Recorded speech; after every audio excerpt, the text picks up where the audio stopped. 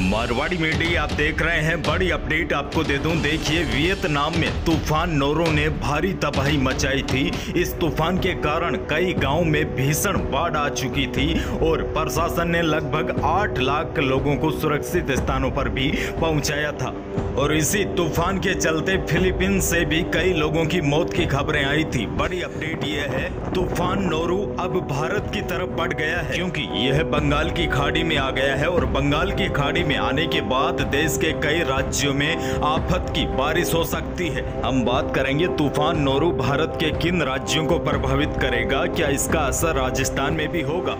लेकिन उससे पहले आपको बता दूं, फिलहाल पश्चिमी राजस्थान में तो तापमान 37 डिग्री के पार पहुंच गया है और अधिकांश जगहों का मौसम लगभग शुष्क हो गया है। वहीं देखिए, मौसम वैज्ञानिकों ने संभावना जताई है कि चक्रवात नोरू से बंगाल की खाड़ी में निम्न दबाव का क्षेत्र बनेगा, जिसके असर से देश के कई राज्यों सहित राजस्थान तक इसका असर दिखाई दे सकता है। हालांकि अभी यह कहना जल्दबाजी ही होगी, लेकिन माना जा रहा है कि तूफान नोरू की वजह से देश के पूर्वी क्षेत्रों में भारी बारिश होगी। भारत के मध्य क्षेत्रों तक इसका असर दिखाई दे सकता है और राजस्थान की बात करूं तो राजस्थान में भी इसका असर दिखाई दे सकता है। लेकिन राहत की बात यह है, इसका असर केवल पूर्वी राजस्थान में ही ज्यादा देखने को मिलेगा, क्योंकि देख रहे होंगे मौजूदा स्थिति में है जो पश्चिमी हवाएं चल रही है और यही हवाएं तूफान नोरू को रोक लेगी।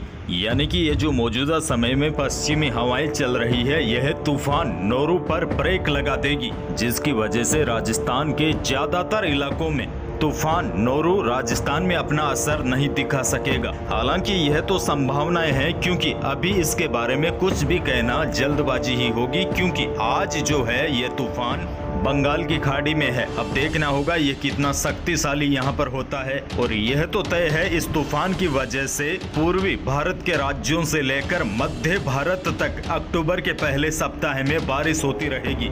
हालांकि यह तूफान काफी कमजोर हो गया है, लेकिन तूफान के अवशेष 1 अक्टूबर को बंगाल की खाड़ी की पूर्वी और पूर्वोत्तर खाड़ी के ऊपर एक चक्रवाती परिसंचरण के रूप में उभरेंगे और इस प्रणाली से जुड़ी मौसम गतिविधि 2 अक्टूबर को पूर्वी भागों में शुरू होगी और 4 से लेकर 9 अक्टूबर के बीच देश के मध्य और उत्तरी भागों को कवर करने के लिए प्रगति करेगी। और इस मौसम प्रणाली के कारण मानसून की वापसी में देरी होगी। और देखिए, बड़ी जानकारी आपको यह भी दे दूं, राजस्थान के मौसम को लेकर जो नया फोरकास्ट जारी हुआ है उसके हिसाब से 5 अक्टूबर को पूर्वी राजस्थान के कुछ भागों में एक बार पुनः बारिश की गतिविधियों में बढ़ोतरी होने की संभावना है।